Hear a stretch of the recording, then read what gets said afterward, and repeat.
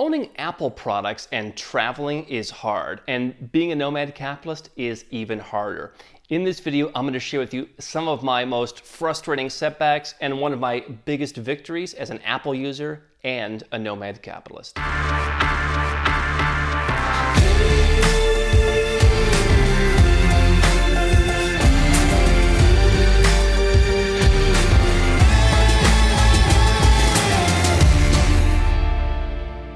Hey, I'm Andrew Henderson. I am an iPhone owner, an iPad owner. I have a MacBook. Most of my team has MacBooks. My wife has a MacBook. We are an Apple family, an Apple company.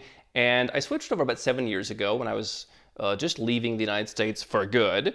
And what's interesting is there's a big dichotomy between having Apple products in a country like the United States and having them as a citizen of the world, what we talk about here at Nomad Capitalist. So obviously, if you're sitting in Skokie, Illinois, or in Aurora, Colorado, your experience is going to be different than the one that I'm talking about. But let me set the stage, okay? Apple is a company that obviously, works in its own ecosystem, unlike a PC where you buy an HP and things seem somewhat, interchangeable, and there's a lot of people who service them and a lot of people who have them. Apple, while it has gained a ton of popularity, the MacBook, for example, is still somewhat niche. It's a smaller market share compared to the huge laptop market. And so, what has that led to? Apple as a company is rather US-centric. You call their customer service, for example, you get a very US-centric point of view. So for example, my wife recently bought a new MacBook Air, and within literally 10 days after buying this MacBook Air, the trackpad stopped working. There were different problems with the computer, so she called Apple support. We found some articles online, tried to reset some stuff, nothing really worked. She called the support. Oh, okay, where are you right now? She said, I'm in Montenegro. And they said, we have no idea where that is. You gotta have to tell. Is that a state? Is that a city? Where is this? Is that are you pronouncing it wrong? And she said, no, I'm in Montenegro. They're like, what's the capital? She's like, it's Podgorica. And they're like, okay, Podgorica, right? But type it in Podgorica. And they're like, all right, there's a store. They were totally confused, but they said, why don't you just wait till you come back to the United States and just bring it into the Apple store here. She's like, I'm not coming back to the I never left the United States. She said, I'm not coming to the United States. And they said, all right, fine. And then they looked and they said, okay, there's a store about 2 hours away in this Podgorica, in the capital of Montenegro. Certainly not on the coast, but in the capital there is a store. They said, it's not an Apple store, it's like an authorized retailer. And so she went to that retailer and got a totally un-Apple store experience. Basically, they tried to bamboozle her into paying them 580 euros to fix a bunch of stuff by claiming the computer had tons of water damage. She's like, I never got any water on the computer. She had to pay to get the computer back. They held us hostage for 20 euros, and then we basically took the computer back and it went on from there. And so the interesting issue from a global perspective is, yes, Apple has a warranty. It's supposed to work all over the world, but that's in theory. In reality, it really doesn't work around the world because in a handful of countries like the United States, admittedly Singapore is new, Hong Kong is on there now, but mainly Western countries, the kind of places that have really high taxes, lots of regulations, it costs a lot to live there. Those are the places that have Apple stores. The rest of us are forced to suffer with either nothing at all or these kind of flim-flammy kind of authorized dealers. How they are authorized, I have no idea. What it really reminds me of is all these stores like Gucci, for example. You go to Gucci in Turkey. It's not really Gucci. They sell the rights to the Gucci name, some Turkish guy, and don't really seem to monitor too much, what the experience is. And I understand Apple can't be everywhere, but I'll tell you, I had an issue about a year and a half ago. I had my computer with the MacBook Pro butterfly keyboard, which a lot of Mac users have said is a big downgrade. I'm typing away, I'm sitting at one of my favorite spots in Kuala Lumpur, and suddenly my T key starts to come undone. And over the next couple of days, it keeps coming undone some more. I'm trying to stick it back in there. I'm trying to make it work. I think eventually I might put a piece of tape on top of it and just to make it stick. And it's like, why couldn't it be the Q key? How about Z? No, it has to be T. I'm typing all. It's driving me nuts. And I'm sitting there, and so I go nearby. There's some authorized dealers. There's a couple places in Kuala Lumpur, and I go to the authorized dealer. I say, I get this problem. I got to get it fixed. Yeah, make an appointment, and we'll fix it like in a month. I said, a month? Yeah, we got a lot of computers. I said, well, maybe you could just, it's a small issue. Maybe you could just fix it. Nah, probably the whole inner thing. We got to replace the whole thing.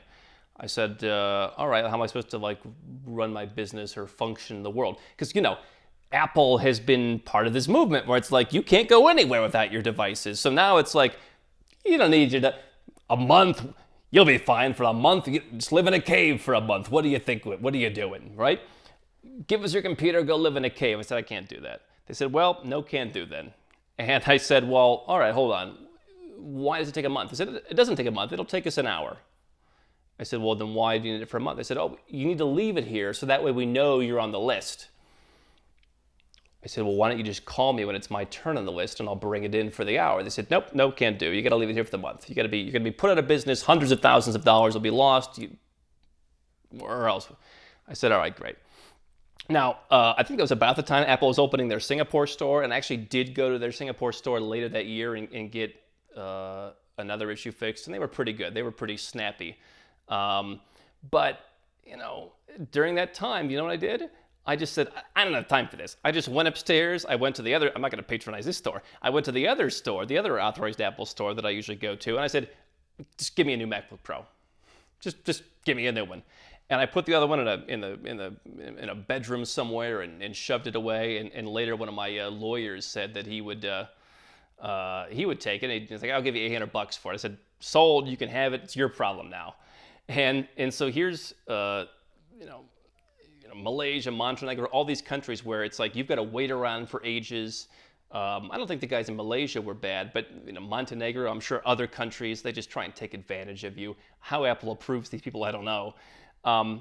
But what was interesting, it was my lawyer told me that he took the computer, some guy in Georgia, he's like, 50 lari, I fixed it. Like $20 or $18. The guy fixed the TK, it's as good as new. I'm like, that's great. I'm just glad I wasted $1,500 extra bucks, buying this $2,000 computer and selling it to you for $800. But the silver lining in the cloud has been fixing stuff in Tbilisi, because just recently my wife took her computer there. That thing was 580 euros. You know what? It's 150 lari.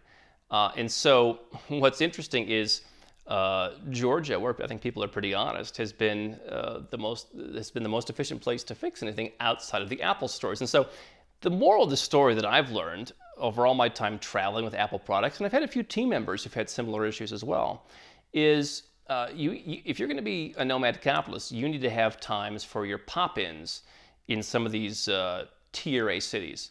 So for me in Kuala Lumpur, now that they have an Apple store there, I would just probably get on a plane and go into Singapore for the weekend and maybe talk to my bankers or do some R&D work, or just get out of KL for a while. If I'm in Europe, if I'm in Montenegro, maybe I would coordinate with a trip to Vienna or something. But it is very frustrating. If you are an Apple user, you have a lot fewer options available to you for fixing, and I think it's something that really Apple users who just sit in, the US don't really understand. They say, this is ridiculous, just take us to the Apple Store. There's not an Apple Store, and so you need to be aware of that if you are an Apple user and you plan on needing support. Is number one, take good care of your stuff, be careful, get the right accessories, get a nice case to carry your computer in, don't be banging stuff around. And other than that, hope nothing breaks before you make it to Singapore. Hi, I'm Andrew Henderson from Nomad Capitalist. I wrote this book, which you can find on Amazon, to distill a lot of the stuff we talk about in these videos and a lot of the stuff I've learned over the last decade plus traveling all around the world, teaching you about how to legally reduce your taxes, build your personal freedom, and create wealth faster. Definitely get a copy of this book if you want to learn more. Now, if you want to watch more videos, make sure you subscribe to our channel and make sure you click the notifications bell so you never miss one of our new videos with more tips on how to go where you're treated best. And if you're already a 6 or 7-figure entrepreneur and you'd like to put these strategies in place for yourself, go to nomadcapitalist.com and learn about how I can help you.